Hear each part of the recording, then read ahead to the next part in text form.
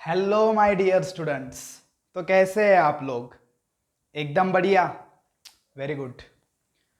तो देखो स्टूडेंट्स, हम अपना 9th स्टैंडर्ड का पार्ट 2 का जो फर्स्ट चैप्टर है बायोलॉजी का, वो स्टार्ट करने जा रहे हैं। अगर हम पार्ट 2 कहे, एक्चुअली आपकी टेक्स्ट बुक एक ही है, मगर इनमें ही पार्ट 2 और पार्ट 1 दोनों के लेसन्स एक साथ दिए हुए हैं। फिजिक्स और केमिस्ट्री के जो लेसन्स होंगे वो पार्ट 1 में इंक्लूडेड हैं, और बायोलॉजी और इकोलॉजी के जो लेसन्स होंगे वो पार्ट 2 में इंक्लूडेड है। So from lesson number 1 to 10 it is your first term, and in first term syllabus the first 5 lessons are of part 1 and remaining 5 lessons, actually 4 lessons, are of part 2, and the one lesson is of computer.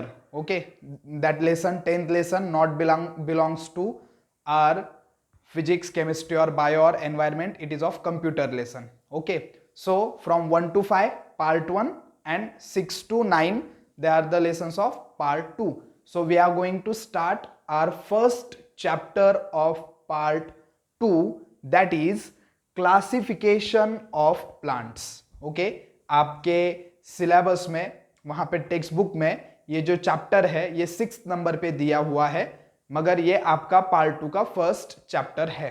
ठीक है, so this is the chapter name classification of plant. Listen students, ये chapter बहुत ही important है, क्योंकि यहां पे 9th standard में you will see classification of plant, and in 10th standard you will see about the classification of animals. Okay, आपको यहाँ 9th standard में क्या पढ़ना है? क्लासिफिकेशन ऑफ प्लांट्स पढ़ना है। उसके बाद 10th स्टैंडर्ड में आपको एनिमल्स का क्लासिफिकेशन पढ़ना है। If the concept about classification of plants are totally clear to you, then only you can understand the concept of the classification of animals also. ठीक है, अगर हम लिविंग थिंग को अगर कंसिडर करें तो कितने टाइप्स की लिविंग थिंग है? There are 3 type of living things. Okay, main 3 types of living thing. They are the animals, plants and microorganism. Animals का क्लासिफिकेशन के लिए 10th स्टैंडर्ड में लेसन है। प्लांट्स के क्लासिफिकेशन के लिए यहाँ 9th स्टैंडर्ड में हम लेसन पढ़ रहे हैं, और माइक्रो ऑर्गेनिज्म के क्लासिफिकेशन का नॉर्मल इंट्रोडक्शन आपको सेकेंड टर्म में आने वाला है 9th स्टैंडर्ड में ही, और 10th में तो डिटेल में लेसन्स दिए हुए हैं। ठीक है, तो ये नॉर्मल इंट्रोडक्शन हो गया, मगर इस पर्टिकुलर लेक्चर में हम डायरेक्टली लेसन को नहीं स्टार्ट करेंगे। इस लेसन से रिलेटेड आपने कुछ बेसिक्स ऑलरेडी पढ़ा हुआ है। 8th स्टैंडर्ड स्टेट बोर्ड की जो बुक थी, उस बुक में जो फर्स्ट लेसन था वहां पे लिविंग थिंग्स का क्लासिफिकेशन दिया हुआ था, तो उसका रिवीजन हमें स्टार्टिंग में दिया है। वो रिवीजन हम करने वाले हैं, डायरेक्टली हम प्लांट्स का क्लासिफिकेशन अभी स्टार्ट नहीं कर रहे हैं। So first of all, living things were classified by a scientist named Robert Whittaker in 1969। 1969 में जो साइंटिस्ट है जिसका नाम था रॉबर्ट विटाकर, इस साइंटिस्ट ने क्या किया? लिविंग ऑर्गेनिज्म को क्लासिफाई किया। जब उसने लिविंग ऑर्गेनिज्म को क्लासिफाई किया तो उसने कुछ पॉइंट्स को कंसिडर किया। इसके बेस्ड के ऊपर, based on this point he classified living things into the 5 group, और it is also called as 5 kingdom classification. Okay, ये जो क्राइटेरिया यहां पे दिख रहा है, ये कुछ पॉइंट्स है जिनके बेस्ड के ऊपर रॉबर्ट विटाकर ने लिविंग थिंग्स को क्लासिफाई किया। यह आपने 8th स्टैंडर्ड में स्टेट बोर्ड के बुक में पढ़ा है, ये हम एक बार रिवाइज करने जा रहे हैं। ठीक है, तो देखो क्राइटेरिया क्या कंसिडर किया रॉबर्ट विटाकर ने। सबसे पहला criteria, complexity of cell structure, मतलब सेल का जो स्ट्रक्चर है वो डिटेल्ड में कैसा बना हुआ है, ये फर्स्ट पॉइंट। अब इसका मतलब क्या है कि सेल का स्ट्रक्चर कैसा बना हुआ है। जब हम particular single celled unicellular organisms को अगर हम ऑब्जर्व करते हैं under the microscope, then we will find that some organisms have cover around their nucleus and some organisms lack that cover around their nucleus. कुछ organisms ऐसे होते हैं कि जिनके न्यूक्लियस को, क्योंकि हमें पता है कि सेल है और सेल के सेंटर में न्यूक्लियस होता है और न्यूक्लियस के अंदर डीएनए होता है, तो अगर डीएनए के अराउंड कवर है, ओके, डीएनए के अराउंड कवर है, तो वो सेल एक स्पेशल टाइप में आएगी, और डीएनए के अराउंड कवर नहीं है और मतलब मेम्ब्रेन नहीं है, तो वो एक स्पेशल टाइप की सेल होगी. तो दो टाइप्स पॉसिबल है कॉम्प्लेक्सिटी ऑफ सेल स्ट्रक्चर में, कि न्यूक्लियस के अराउंड कवर होना, न्यूक्लियस मेम्ब्रेन न्यूक्लियस होना और विदाउट मेम्ब्रेन न्यूक्लियस होना. So the cells who have new cover around their nucleus, that cells are called as eukaryotic cell, और that organisms are called as eukaryotes. Very simple, कि जिनके cell में nucleus के around cover होगा, membrane होगा, that organisms are called as eukaryotic organism, और they are also called as eukaryotes. And the organism who don't have cover around their nucleus, they are called as prokaryotes. जिनके nucleus के around cover नहीं है, जिनका DNA nucleus के cover में present नहीं है, वो पूरे सेल में फैला हुआ है, that is the prokaryotic cell. मतलब इनका जो न्यूक्लियस होता है उसको कवर नहीं होगा, ठीक है, मेम्ब्रेन नहीं होगा, डीएनए पूरे सेल में वैसे ही फैला होगा. जैसे हम अगर प्रोकैरियोटिक सेल देखें तो ये सेल है और ये इसके अंदर का जो डीएनए है इस पर्टिकुलर सेल का, ऐसे ये सेल में फैला हुआ है प्रोकैरियोट का. और यूकैरियोट अगर देखें तो न्यूक्लियस के अंदर इसका डीएनए प्रेजेंट है. तो यहाँ पे न्यूक्लियस मेम्ब्रेन नहीं है और यहाँ पे न्यूक्लियस का मेम्ब्रेन है. तो ये प्रोकैरियोटिक सेल हो गई और ये यूकैरियोटिक. तो ये फर्स्ट क्राइटेरिया बहुत ही सिंपल है, समझ में आ गया होगा आपको कि कॉम्प्लेक्सिटी ऑफ सेल. ओके, अब इसके बाद नेक्स्ट क्राइटेरिया है कॉम्प्लेक्सिटी ऑफ ऑर्गेनिज्म. ऑर्गेनिज्म कैसे, डिटेल्ड बॉडी का स्ट्रक्चर कैसे बना हुआ है.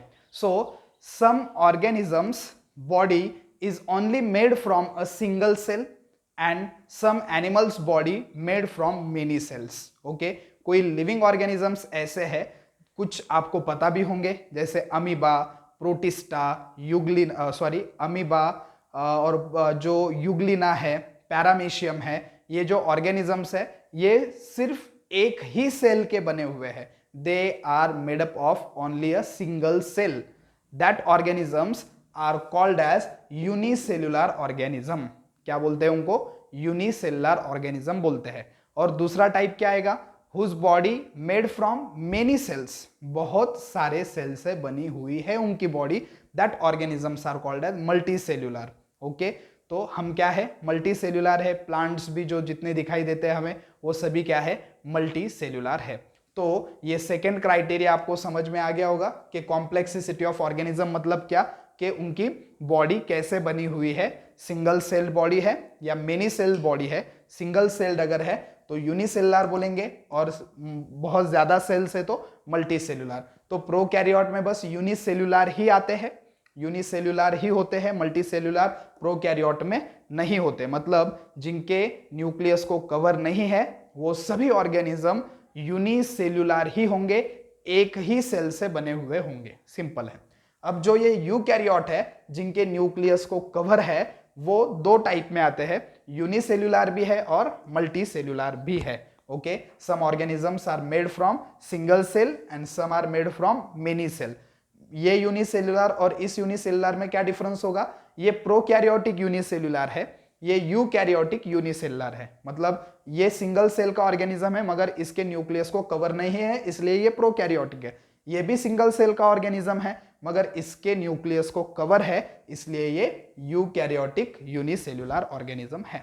ओके, मल्टीसेल्युलर में तो कोई डाउट नहीं है क्योंकि मेनी सेल्स से उसकी बॉडी बनी हुई होगी. तो ये सेकेंड भी क्राइटेरिया आपको समझ में आ गया होगा. Third criteria of classification given by Robert Whittaker is mode of nutrition. मतलब ये फूड कैसे लेते हैं, कहां से फूड लेते हैं. अब मोड ऑफ न्यूट्रिशन दो टाइप के होते हैं बस.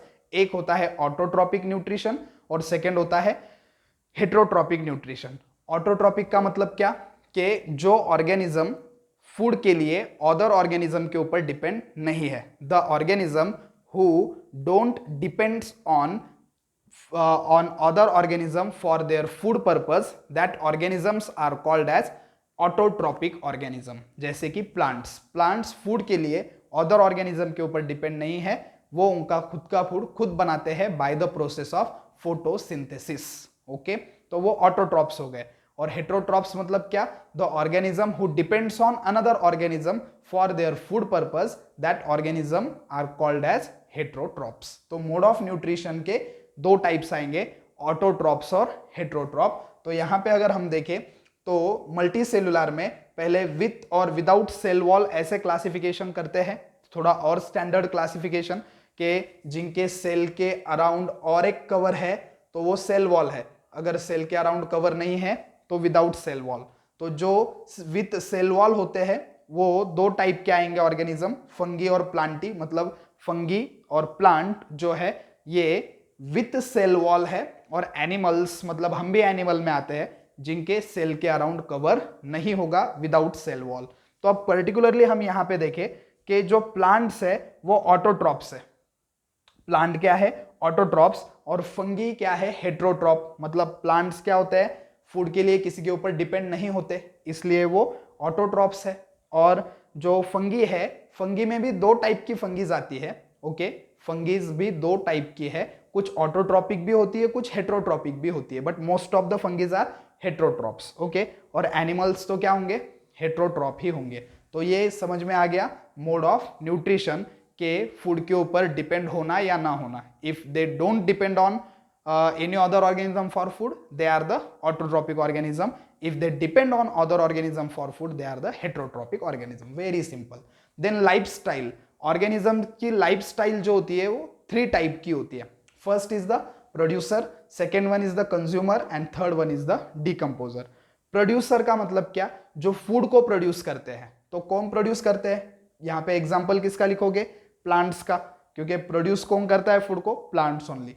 कंज्यूमर कौन है, एनिमल्स। जितने भी एनिमल्स है इंक्लूडिंग ह्यूमन ऑल्सो, सभी कंज्यूमर है, क्योंकि प्लांट्स ने जो फूड बनाया उसको हम अपना फूड एज आर फूड हम क्या करते हैं, यूज करते हैं। That's why we are consumer and all other organisms are consumer. Decomposer का मतलब क्या, कि जब ऑर्गेनिजम्स डेड हो जाए, उनकी डेथ हो जाए, then their body should be decomposed into the nutrients और सॉइल लाइक फॉर्म।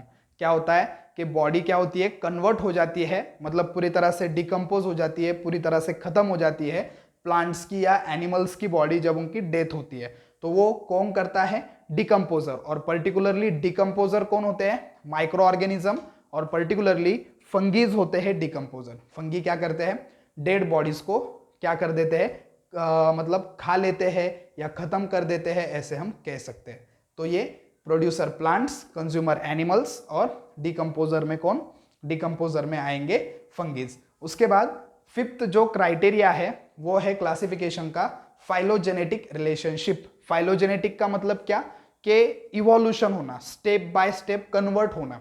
जैसे स्टेप बाय स्टेप प्रोकैरियोट किस में कन्वर्ट हुए, यूकैरियोट्स में, और स्टेप बाय स्टेप यूनिसेलुलर किन में कन्वर्ट हुए, मल्टी सेलुलर में। क्योंकि स्टार्टिंग में सिर्फ प्रोकैरियोटिक ऑर्गेनिज्म थे, फिर उनसे यूकैरियोटिक ऑर्गेनिज्म बने, फिर वो जो यूनिसेलुलर ऑर्गेनिज्म है उनकी सेल डिवाइड होके 1 से 2 हो गई, 2 to 4, 4 to 8, ऐसे डिवाइड एंड रीडिवाइड से मल्टी सेलुलर ऑर्गेनिज्म बने। तो स्टेप बाय स्टेप जो डिवाइड होना और डेवलप होना, इसको क्या बोलते हैं, phylogenetic relationship. Okay, the evolution और the step by step development of organism is called as phylogenetic relationship. तो प्रोकैरियोट की किसके साथ रिलेशनशिप है, यूकैरियोट के साथ, और यूनिसेलुलर टू मल्टीसेलुलर। ओके, तो इन क्राइटेरिया के बेस्ड लिविंग थिंग का क्लासिफिकेशन इस तरह से किया गया है कि लिविंग ऑर्गेनिज्म कुछ प्रोकैरियोट होंगे, कुछ यूकैरियोट। प्रोकैरियोट का मतलब बताया हमने कि जिनके न्यूक्लियस के अराउंड क्या नहीं है, कवर नहीं है। तो इनमें एक ही है यूनिसेलुलर, कौन है यहाँ पे, बस यूनिसेलुलर। और यूनिसेलुलर का जो प्रोकैरियोट्स का ग्रुप है उसको नाम दिया गया है किंगडम मोनेरा। क्या नाम दिया गया है, किंगडम मोनेरा। अब उसके बाद यूनिसेलुलर जो है यूकैरियोट के, मतलब यूकैरियोट दो पार्ट्स में क्लासिफाइड है, यूनिसेलुलर और मल्टीसेलुलर। तो यूकैरियोट के जो यूनिसेलुलर है उनके ग्रुप को क्या नाम दिया है? प्रोटिस्टा। क्या नाम दिया है? Protista, not बतिस्टा। ओके, या वो हो है ना वो WWE में बटिस्टा या कुछ, वो नहीं है, ये प्रोटिस्टा है, वो अलग है। ये ग्रुप का नाम है यूनिसेलुलर यूकैरियोटिक ऑर्गेनिज्म। अब जो मल्टीसेलुलर ऑर्गेनिज्म है इनका किंगडम है हेटेरोट्रॉप्स का, पर्टिकुलरली किंगडम फंगाई या फंगी बोल सकते हैं आप इसे, और किंगडम प्लांटी। ये दोनों एक पार्ट में क्यों रखे हैं? क्योंकि इनके सेल के अराउंड एक कवर होता है जिसे कहते हैं सेल वॉल। तो ये किंगडम प्लांटी और फंगी। और विदाउट सेल वॉल कौन है? किंगडम एनिमेलिया, सभी एनिमल्स उसके अंदर होंगे। पर्टिकुलरली इस लेसन में हम ये पढ़ने वाले हैं, किंगडम प्लांटी के बारे में पढ़ने वाले हैं। और 10th में 6 नंबर का ही लेसन होगा पार्ट 2 में, जहां पे हम किंगडम एनिमेलिया के बारे में पढ़ेंगे। और जो माइक्रो ऑर्गेनिज्म से ये प्रोटिस्टा, मोनेरा वाले, फंगीज वाले, इनका नॉर्मल इंट्रोडक्शन हमें माइक्रोबायोलॉजी के जो लेसन होंगे उनके अंदर आने वाला है। तो बहुत ही सिंपल क्लासिफिकेशन दिया हुआ है। ओके, तो होप आप सबको सभी कंसेप्ट्स अच्छे तरह से समझ में आए होंगे। अगर कहीं पे कुछ डाउट है तो आप कमेंट सेक्शन में लिख सकते हो, वहां पे मैं उसका आंसर आपको दूंगा। तो ये आपको समझ में आ गया होगा, ठीक है। अगर समझ में आ गया है, आपके पास 8th स्टैंडर्ड की टेक्स्ट बुक होगी या नहीं होगी, तो आप balbharti.com से 8th स्टैंडर्ड की टेक्स्ट बुक साइंस की डाउनलोड कीजिए। और ये जितने भी 5 किंगडम्स है, kingdom Monera, kingdom protista, kingdom fungi, kingdom Plantae, kingdom animalia, ये जो 5 किंगडम्स है, वहां पे 8th स्टैंडर्ड के टेक्स्ट बुक में फर्स्ट लेसन में इन सभी 5 किंगडम्स का क्या दिया है? कैरेक्टरिस्टिक्स दिए हैं। कैरेक्टरिस्टिक्स मतलब क्या? कि इनकी क्या क्या प्रॉपर्टीज है, वो प्रॉपर्टीज दिए हैं। तो आपको balbharti.com से टेक्स्ट बुक डाउनलोड करना है, या फिर अगर आपके पास है तो बहुत अच्छी बात, आपको इनके कैरेक्टरिस्टिक्स को क्या करना है? होमवर्क में राइट करना है। मतलब ये सभी चीजें तो आपको राइट करनी ही है, ये सभी चीजें आपको राइटिंग करनी है, मगर इसके ऊपर होमवर्क क्या करना है? सभी 5 किंगडम्स के कैरेक्टरिस्टिक्स जो है, जो स्पेशल फीचर्स है, उनके स्पेशल पॉइंट्स जो है वो आपको राइटिंग करने हैं। ये आपका इस लेक्चर का होमवर्क है। ओके, अब नेक्स्ट लेक्चर में हम किंगडम प्लांटी के क्लासिफिकेशन को क्या करेंगे? स्टार्ट करेंगे। जैसे हमने आज लिविंग थिंग का क्लासिफिकेशन देखा, लिविंग थिंग के क्लासिफिकेशन के पहले हमने क्राइटेरिया देखा क्लासिफिकेशन का, फिर क्लासिफिकेशन किया। वैसे हम नेक्स्ट लेक्चर में प्लांट्स का जो क्लासिफिकेशन का क्राइटेरिया है कि कौन से पॉइंट्स है जिनके ऊपर बेस्ट प्लांट को क्लासिफाई किया जाता है, वो देखेंगे और प्लांट्स का क्लासिफिकेशन भी स्टार्ट करेंगे। ओके, तो चलो मिलते हैं नेक्स्ट लेक्चर में। Bye bye.